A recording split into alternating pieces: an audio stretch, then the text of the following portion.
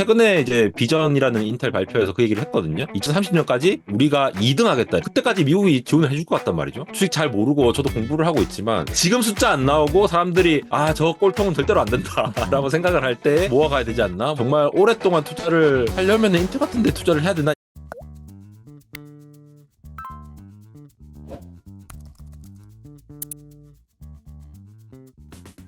요 얘기는 요 정도로 하고 단테님 얘기로 좀 넘어갈까요? 최근에 이제 제가 좀 가장 그 주의 깊게 봤던 건 뭐였냐면 빅테크들의 실적 발표였어요. 쉽게 말해서 지금 현재 미국장을 아니 미국장뿐만 아니라 이건 뭐 한국도 저는 마찬가지라고 생각하고 그러니까 한국 주식 시장, 미국 주식 시장을 끌고 가고 있는 가장 큰 테마는 누가 뭐라고 해도 반도체 플러스 AI 어차피 이제 두 개가 같이 가는 거니까 그럼 이 AI라는 테마는 계속될 수 있는가를 빅테크들의 경영진의 이야기를 들어보면서 한번 좀 알아보고 싶었던 거였거든요. 그래서 이제 실적 발표를 하면서 가장 제가 주의 깊게 생각했던 게 딱 두 가지였는데 이제 이들의 실적 발표 들을 때 제가 두 가지만 생각해서 들었어요.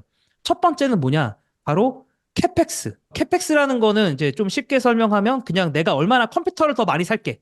어허. 회사 입장에서 데이터 센터 더 많이 짓고 컴퓨터 더 많이 사고 반도체 얼마나 더 살 건지를 이제 보통 실적 발표 때 대충 얘기를 하거든요. 그래서 그 수치가 어느 정도 상승을 하느냐 이게 저한테 한 축이었고 다른 한 축은 인공지능 좋은 거 알겠어. 근데 그게 돈이 됩니까? 빅테크들 입장에서도 인공지능으로 돈을 벌어야 다시 인공지능과 관련된 투자를 하지 않겠습니까? 그래서 인공지능과 관련돼서 정말 뭔가 유의미한 숫자들이 나오고 있는지 이게 두 개가 제일 궁금했는데 뭐 결론만 얘기했을 때는 둘 다 좀 긍정적인 이야기들이 되게 많았던 것 같아요. 그래서 일단은 캐펙스만 한번 정리를 해보면 뱅크 오브 아메리카에서 이제 어제 리포트를 딱 썼는데 리포트 제목이 뭐냐면 In AI We Trust예요. 제목이 영어로 하면.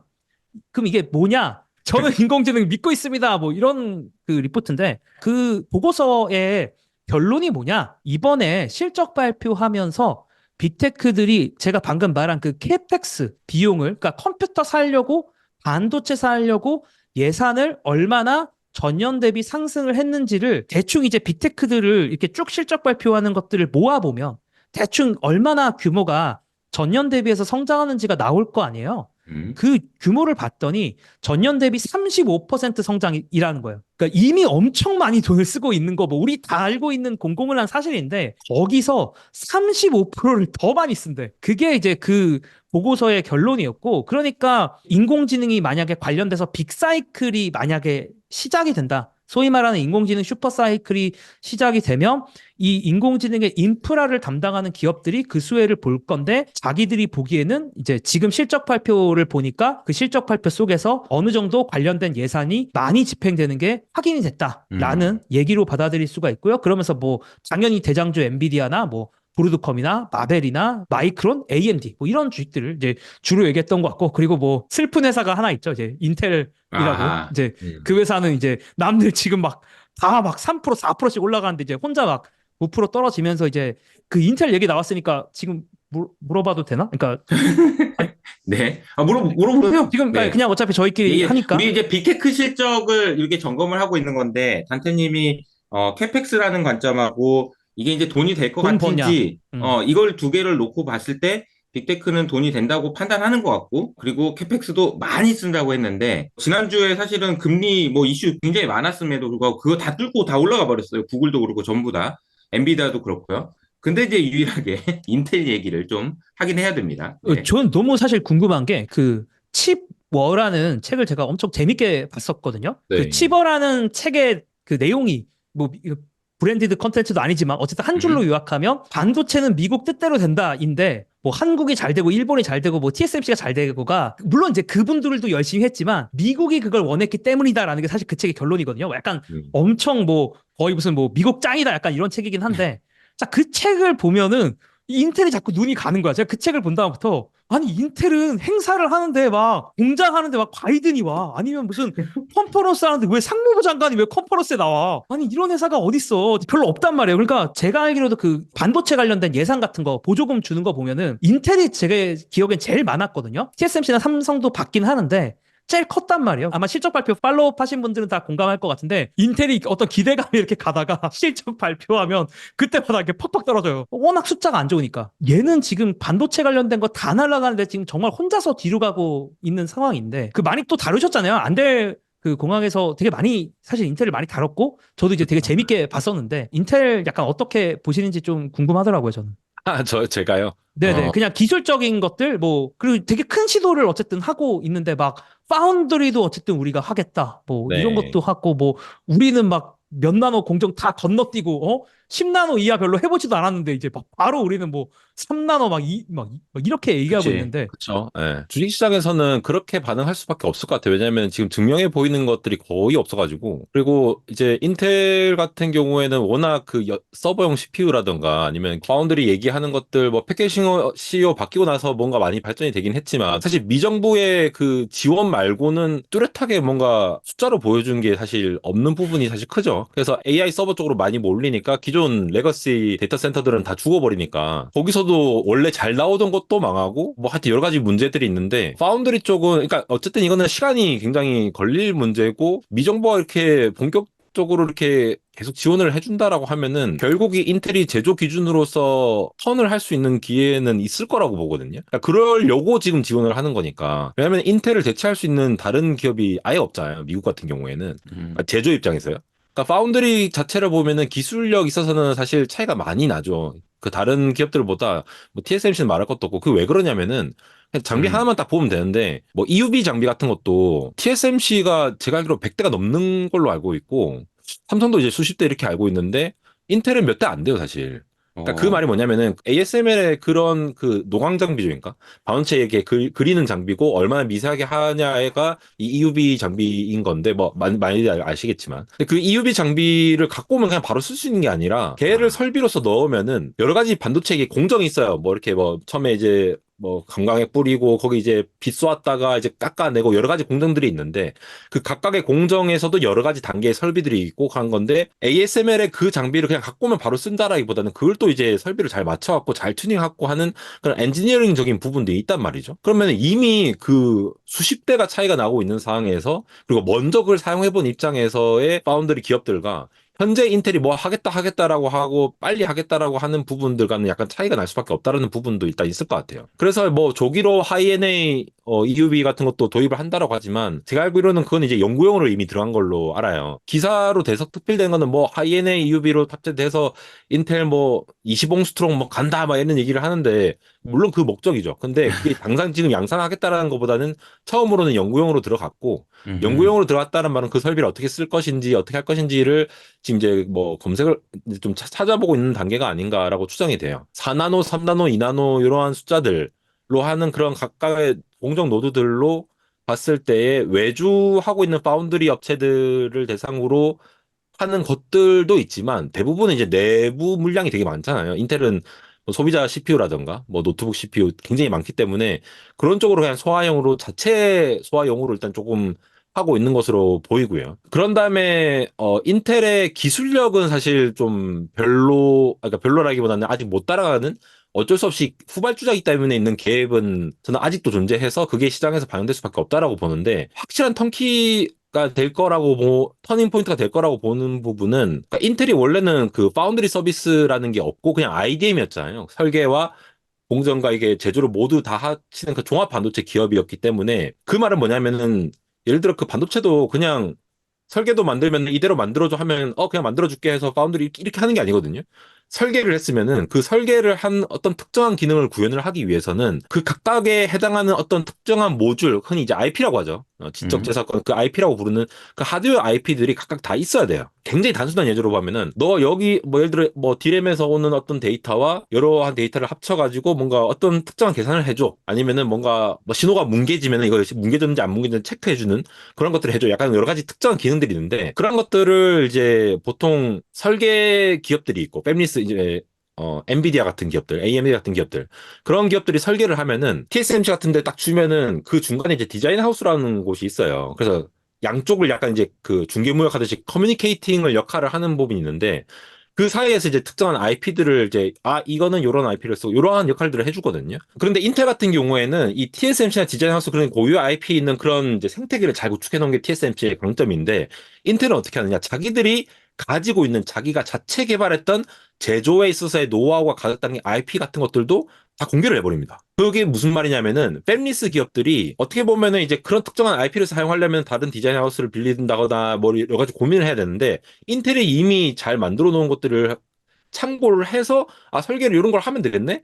라고 생각하는 부분들이 있다는 말이죠. 그러면은 거기에 있는 걸 가져와서 쓰면 되니까 생태 구축이 훨씬 더 빠른 거예요. 그러니까 인텔이 그걸 아예 공개를 했어요. 그것도 되게 좀 저는 되게 놀랐는데 그렇게 공개를 해서 하면은 설계 기업들도 이제 TSMC 항상 이제 뭔가 쇼티지 나오고 이렇게 하니까 인텔 저거 가져와서 쓸 수 있겠네 하면서 좀 생태계를 좀 빨리 확장할 수 있지 않을까? 근데 거기에 대한 시간은 좀 걸릴 수밖에 없다라는 게 현재의 문제이지 않을까라고 생각이 들어요. 이게 그 IP라는 게 일종의 좀 라이브러리 같은 거예요. 예를 들면 그런 게 소프트웨어로 맞아요. 치면은 소프트웨어로 보면 라이브러리. 함수 덩어리 함수. 같은 거에 해당하는 거죠. 그러니까 뭐 네. 예를 들면 뭐랑 뭐 루트를 해줘, 뭐랑 네. 뭐 평균값을 구해줘, 뭐 이런 네. 내가 던지면 내가 원하는 걸 받는데 이제 반도체 할 때 무조건 필요한 것들이 몇 가지가 이렇게 쫙 있으니까 이제 그런 그렇죠, 걸 그렇죠. IP라고 하고 그걸 네. 보통 IP를 갖고 있는 게 디자인 하우스들이 보통 그런 IP를 갖고 있거나 아니면 그런 경우가 많나요? 그러니까 아니면 보통 이제 케이던스 같은 케이던스 그런 거에서 이제 EDA 그러니까 설계를 그 할 때 설계 제공을 하죠. 예. 걔네들이 보통 제공해 주는 거구나. 예.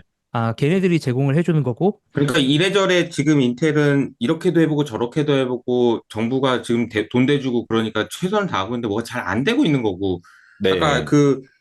그 ASML EUV 장비도 이번에 새로 나온 장비는 TSMC는 또 안 가져간다는데 인텔은 또 가져가서 어떻게든 해보겠다고 하는 거 보면 과감한 시도들을 하고 있는데 잘 안 되는 그런 상황이라고 보면 되겠네요. 네. 아직까지는. 그래서 아무리 빨리 뭐 4년 안에 5개의 공정 노드를 성공시키겠다 얘기하고 있고 실제로 지금까지는 잘 되고 있는 것 같아요. 근데 그거는 이제 개발을 했다라는 것과 실제 고객의 그 설계도를 수주받아서 생산을 했다라는 실제 숫자하고는 다른 얘기이기 때문에 아직은 그거를 만들어가는 과정이지 않냐. 그래서 최근에 이제 비전이라는 인텔 발표에서 그 얘기를 했거든요. 2030년까지 우리가 2등 하겠다 이렇게 했어요. 그러니까 2등. TSMC는 모르겠고 우리가 2등 할래라고 얘기를 했어요. 그러니까 삼성이네. 1등은 자기들도 1등은 양심에 못하겠다. 찔리는 거지. 네. 그래서 그러하면 2030년이면은 사실 뭐 한 5, 6년 5년 남았으니까 남았네요. 5년. 그 정도면 생태계를 구축하고 뭐 많이 오지 않을까라고 그리고 그때까지 미국이 뭔가 지원을 해줄 것 같단 말이죠. 될 때까지 하겠지 뭐. 네, 그래서 저는 뭐 주식 잘 모르고 저도 공부를 하고 있지만 이렇게 떨어지고 정말 오랫동안 투자를 하려면 인텔 같은 데 투자를 해야 되나 약간 이런 생각이 들었어 사실. 네. 왜냐면 지금 숫자 안 나오고 사람들이 저 꼴통은 절대로 안 된다라고 생각을 할 때 떨어졌을 때 모아가야 되지 않나 뭐 이런 생각을 했죠. 이걸 저는 사람 말이 아닙니다 전혀. 아니, 제 생각에는 그렇게 생각하고 이미 많이 가지고 계신 분들이 부글부글 한 사람들이 꽤 많아요. 그렇죠. 그런 느낌이야.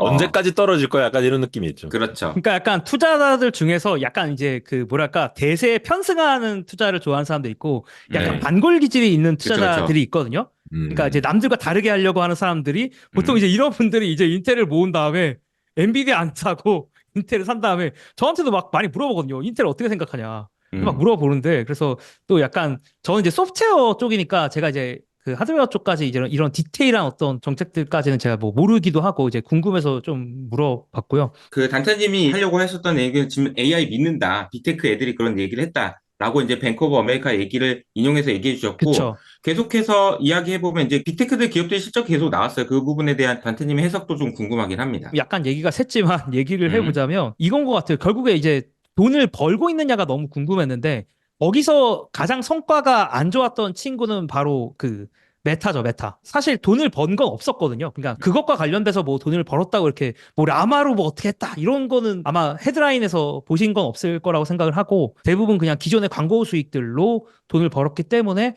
이제 그거를 시장에서 좀 이번에 약간 컨퍼런스 그 콜 할 때도 애널리스트들이 너 돈 못 버는 거 아니냐고 이거 투자해가지고 뭐 어떻게 할 거냐고 이거 그 라마라고 이제 메타가 만들고 있는 언어 모델이라는 게 있는데 이제 그거 뭐 어떻게 할 거냐 돈 못 버는 거 아니야 질문들을 받았고 그 결과로 이제 주가가 이제 거기서 보여줬죠. 그러니까 많이 빠졌죠. 네, 10% 많이 이상 빠졌고. 빠졌죠. 그리고 이제 완전 반대의 입장에 있던 게 바로 구글과 마이크로소프트였는데 일단 아하. 마이크로소프트 이야기를 좀 해보자면 네. 마이크로소프트는 사실 이게 마이크로소프트가 그 점에선 분명히 좀 우위가 있는 것 같아요. 그러니까 우위가 있다라는 게 무슨 얘기냐면 마이크로소프트가 이미 그 판매망이 그러니까 마이크로소프트의 가장 큰 상품 중에 하나가 바로 이제 그 팀즈잖아요. 뭐 네. 오피스와 팀즈 그리고 뭐 윈도우 다 이제 다 같이라고 얘기할 수 있는데 이제 개인을 포함해서 수많은 기업들이 써야만 하는 그 마이크로소프트의 소프트웨어들. 근데 여기서 너가 하나만 더 비싼 요금제를 하면은 인공지능 기능을 우리가 넣어줄게. 이제 이렇게 해서 출시가 됐던 게 바로 이제 마이크로소프트 365 코파일럿이고요. 이거에 대해서 뭐 얘기하자면 끝도 없겠지만 어쨌든 그 실적 발표에서 언급한 것만 보면 포춘 500대 기업 중에 미국의 이제 주요 대기업들 중에서 60%가 사용을 한다고 하더라고요. 이 인공지능 기능을. 사실 엄청 많이 쓰는 거죠. 이 정도면. 계속 사람들이 그 인공지능에 대해서 좋은 거 알겠어. 근데 이걸로 돈 버냐고 라고 했을 때 가장 먼저 돈을 버는 거를 그리고 큰 규모로 벌고 있는 거를 보여주고 있는 게 마이크로소프트라는 거죠. 근데 이게 너무 말이 되는 게 당장 이제 마이크로소프트 팀즈라고 해서 이제 지금 우리가 이제 줌 같은 거 쓰고 있지 않습니까? 지금 저희가 네. 이제 줌으로 얘기를 하고 있는데 팀즈를 사용하면 그 안에서도 이제 화상 회의를 할 수가 있어요. 뭐 이거랑 거의 비슷한데 이번에 그 코파일럿을 설정하고 나면 그 다음부터 어떻게 되냐면 회의할 때 지금 저희가 말하는 게 한글로 쫙 나와요. 영어면 영어가 당연히 나오고 그러니까 어쨌든 그 나라 말이 나오고 그리고 중간중간에 코파일럿한테 지금 김단태가 무슨 얘기하고 있어? 방금 나왔던 거 요약해줘. 그러면은 저희도 아마 저 나중에 팀즈로 같이 해봐도 좋을 것 같은데 회사에 인턴들 들어오면 회의 참석시킨 다음에 그거 그렇지. 너희들 회의 이제 그 요약해봐 이러잖아. 그 인턴들한테 시키잖아요. 보통 회의 써서 요약하고 이메일로 다 뿌려 뭐 이런 거 하잖아요. 그거를 거의 자동으로 되는데 이건 퀄리티가 꽤 좋아요. 근데 제가 지금 이거 하나만 얘기한 거고 이거 외에도 뭐 워드라던가 파워포인트라든가 엑셀 같은 것들이 그 기능이 좀 붙었는데 저도 이번에 봤는데 꽤 쓸만하더라고요. 그래서 회의는 진짜 쓸만하고 나머지는 그 정도까지 느낌은 아니지만 쓸만하다가 하나 흥미롭고 그리고 쓸만한 걸 떠나서 실제 기업들이 이걸 많이 채택해 주느냐가 궁금했는데 포춘 500대 기업 중에 60%가 쓰고 있다? 이 정도면 충분하죠. 그러니까 마이크로소프트 실적 뭐 너무 좋았고 지금 애저 오픈 AI라고 해서 이제 오픈 AI가 이제 챗GPT도 B2B로 막 계속 뭘 넣어 보려고 하고 있거든요. 마이크로소프트가 그것도 한 60%, 65%이 정도를 쓰고 있대요. 그러니까 돈을 이미 이제 충분히 벌고 있는 것들을 보여주고 있다라고 볼 수가 있는 것 같고요. 구글 같은 경우도 뭐 구글도 뭐 지금 이것저것 뭐 하고 있는 것들도 있는데다가 구글 같은 경우 이제 메인 캐시카우가 또 워낙 잘 나오면서 다른 뭐 인공지능 관련된 것들도 뭐 나쁘지 않았지만 뭐 광고에 대해서도 부정적이고 특히나 이제 구글은 챗GPT 때문에 구글 검색 망하는 거 아니냐라는 어떤 그런 억가가 있었는데 이제 그게 억지였다라는 걸 어느 정도 보여주는 그런 실적들이 나오면서 구글이 이제 엄청 올라갔는데 그 제가 가장 재밌게 봤던 지표 중에 하나가 뭐였냐면 이번에 어떤 사람이 이걸 손으로 다 계산을 했는데 매출 총 이익 대비해서 캐펙스가 얼마나 나왔는지 비율을 누가 표시를 했거든요. 그러니까 매출 총이익이라는 거는 그냥 이제 매출에서 원가를 뺀 거긴 한데 그냥 쉽게 말해서 이 회사가 그냥 매출이라고 해도 뭐 큰 차이는 없을 건데 이 회사가 그러니까 실제로 돈을 AI에 무리하게 투자를 하고 있는 거냐. 버는 돈 대비 야 너 돈 좀 많이 쓴다 이런 느낌인 거죠, 그죠? 그렇죠. 그거를 비율을 확인해 봤는데 사실 이번 분기에 별로 안 늘었어요. 퍼센트만 봐서는. 주요 대기업 기준으로 원래 23%였는데 이게 25.8%로만 늘었어요. 그러니까 무슨 말이냐면 빅테크들이 AI와 관련된 투자를 하고 있는 게 무리가 아니에요. 지금까지는 여전히 네. 아직도 네, 아직까지는 얘네들 워낙 기초 체력이 체급이 탄탄하기 워낙 때문에. 좋으니까 절대 금액이 그냥 늘어난 거예요. 그럼 이 얘기는 무슨 얘기냐? 이번 분기뿐만 아니라 다음 분기나 다다음 분기까지도 더더욱 얘들은 캐펙스를 늘릴 만한 여력이 보인다는 거죠. 여기서. 왜냐하면 무리를 안 하고 있으니까. 이 회사의 체급에 비해서 더 많이 쓰고 있는 게 아니니까. 돈을 벌고 있기 때문이기도 하겠죠. 아무래도 그렇죠. 돈을 충분히 벌고 있으니까 지금도 많이 벌고 있으니까 비율로 아까 똑같은 거야. 나눠보면 미국의 부채를 GDP로 나누면 안 늘었어. 이런 거랑 비슷한 거네요. 맞습니다. 그래서 메타 정도를 조금 제외하면 나머지들은 그렇게 무리를 하고 있는 느낌이 아니다라고 평균적으로 봤을 때 이제 그렇게 볼 수가 있는 게 뭐 가장 저는 개인적으로 흥미로웠어요. 그러니까 결국에는 이 사이클이 계속 되려면 그러니까 이 AI 관련된 랠리가 계속 되려면 빅테크가 돈을 벌고 번 돈을 AI에 투자하고 이게 지금 왔다 갔다 선순환으로 돼야 되는 건데 맞아요. 이 선순환의 여지가 지금은 저는 보인다라고 이번 실적 발표를 보면서 느낀 거고 그게 제가 오늘 드릴 두 가지고 그거의 결론이 거라고 생각을 하시면 될 것 같아요.